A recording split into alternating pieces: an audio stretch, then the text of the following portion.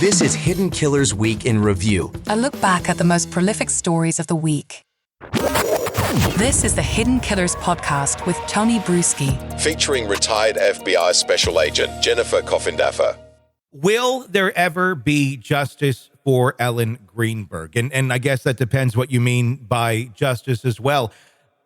In my opinion, it would be finding some closure for the family, finding who actually killed their daughter and why. And if there's a cover-up, who was involved in that and why as well.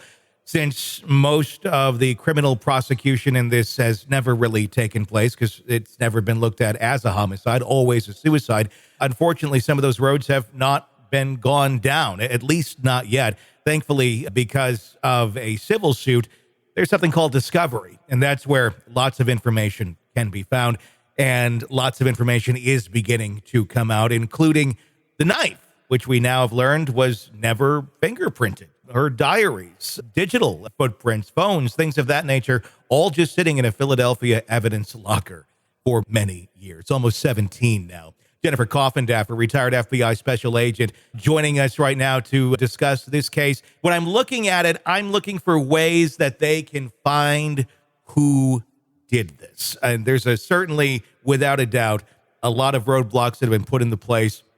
And how and why, I don't know. But I'm wondering if in this discovery, if they can start looking at the physical pieces of evidence, if they can get that out of the evidence locker, can we start going down a path to possibly identifying who may have done this? Or did someone think far enough ahead and maybe scrub those items as well? Well, Tony, the first place you always start is means, mode, and opportunity, and with looking at that crime scene. And I'll start even at the very genesis of at least how law enforcement was alerted. Yeah. And that was through the 911 call. Mm-hmm. I think one can merely listen to that 911 call and have at least an inkling of who may have been involved in her murder. You think? And that was the same person who discovered her, the same person who had the opportunity, the same person who had a motive, the same person who on a 911 call, when asked what's happened, well, I don't know, she's laying there. Well, can you give her CPR? Well, I might be able to. Oh, yeah, there is a knife sticking through her chest. You have to listen to the details of that tape. It is unbelievable in terms of not being believable. 100%. To me, if you didn't know what you were listening to, you'd almost think you were listening to someone doing an improv call to a fake 911. Because it doesn't sound real. Oh my gosh. It's just, I don't know. I mean, everybody reacts differently. I'll say that. But my God, I mean, there's a lot in that. And that seems to be the individual that nobody wants to talk about because it has been fairly litigious. But at the same point, everything seems to point in that direction of at least answer some more questions. And that's another part of it. Why was none of that done? Why were there no prints taken on the knife that we've now learned of? There's just so many things that it seemed immediately there was someone who knew something, then we're going to quickly swipe this over here and maybe no one will notice. But of course, in time, everybody gets to start seeing this evidence and what happened. And it doesn't look good for that individual. And I do wonder if they're starting to get a little bit nervous that this case continues to be pushed the way it is. And now they've found an inroad with the civil case and the discovery there. Well, I'm hoping this civil case continues to get the evidence necessary to, as you said, bring someone to justice.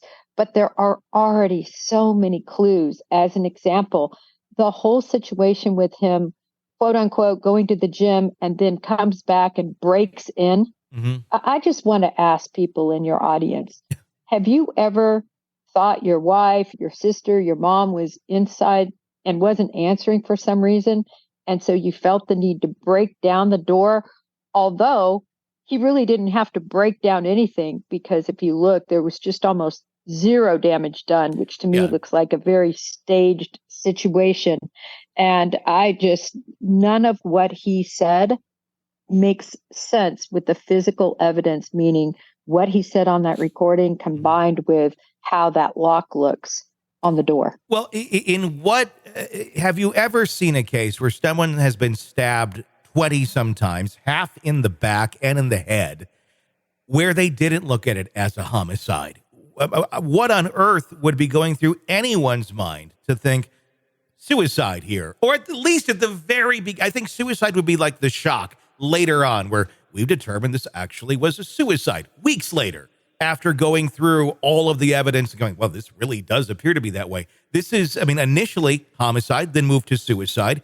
I don't even know why it would have been suicide to begin with in any stretch of the imagination, but to not initially be investigating someone who was stabbed 20 times in their apartment as a homicide with all the evidence that was there and to not even look at it as a crime scene. That to me is just baffling. It is baffling. And that initial ME, as you just said, did rule it a homicide. He changed it apparently based on this testimony by her then fiance that she was by herself and he had to break in and nobody else was there. So therefore, she must have killed herself. Yeah. That's literally how they put the puzzle pieces together. The only problem is it's a 50-piece puzzle and I see 3 pieces. Well, and what another piece I wonder about here is, let's assume that there is some sort of cover-up going on or something of that nature, trying to protect whoever was behind this. Wouldn't you almost have to have informed the parties that are going to be involved in this case ahead of time that, look, this is going to happen, and here's where I want it to go? Otherwise, I think it'd be a very frantic, oh my God, how do I get this person in this place to say this or that in order for it to flow just as well as it did to not go into a homicide investigation? It almost reads to me like there was more people involved, at least knowledge-wise, of what was about to go down, so it could kind of go under the radar in such an easy way as it happened. Well, how I think it happened, at least based on all the materials that fortunately I've been able to view. The Greenbergs have been great and, have sent everything, their whole case file to me. And it's so good to be able to see a lot of that information. But what I see happened was individuals who got into a horrible fight. A knife was grabbed. He, I believe, murdered her and then staged leaving, going to work out, coming back, finding her. This was a night of a lot of snow, a bad night. I think the individuals who showed up were extremely incompetent. And I say that again, based on what I've read and how they handled the crime scene. But this is where it took that turn of people saying it's corrupt, is his uncle showed up. Yeah. Now, his uncle is a judge, as you probably know, Tony. Yes. And this judge took evidence out of there. And furthermore, and this was the real killer, is the crime scene was scrubbed by a professional crime scene scrubbing company the next morning, Tony. The next morning. Yeah. How? The next morning. Never secured. Yeah. Yeah. None of it adds up. These things are all glaring.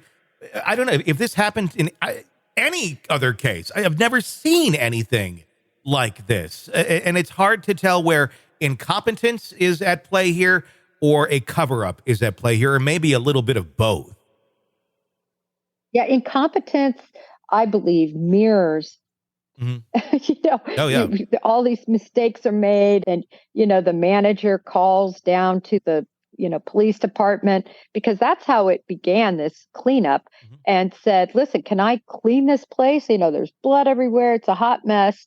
And whoever answered the phone says, sure, go ahead, clean it up. And in fact, gives them the name of a cleanup service. Yeah. Crime scene cleanup service. And so, of course, they get it done right away. I don't think the apartment manager was in on it per se. I don't think that clerk or whoever answered was in on it. It was just so incompetent, that it could be handled that way. Or it's like, if you don't know what you don't know, you wouldn't realize how serious the situation is. And if you're hired to do a job, you're hired to do a job. But when you get to the law enforcement angle of it and the the lack of any sort of investigation there, and the connection to the judge and the high powered, it makes you wonder, was this a crime of passion that then thankfully someone was very well connected and was able to try and get this covered up, and then because very high profile people were involved possibly in a cover up, that the cover up ends up being worse than, nothing's worse than murder, but it ends up being more confusing than the crime itself, because then you have all these other people now that could have their lives ruined because they were standing up for someone to try and prevent them from getting in some sort of trouble. Right. And again, Tony, I don't have all the facts. Mm-hmm. I have a lot of them. I don't have all the facts to know for sure.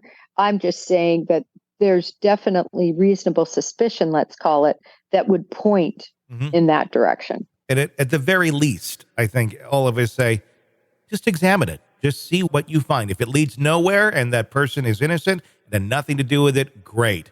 But at least ask the questions. At least go down the road. Right. At least fingerprint the knife. At the very least.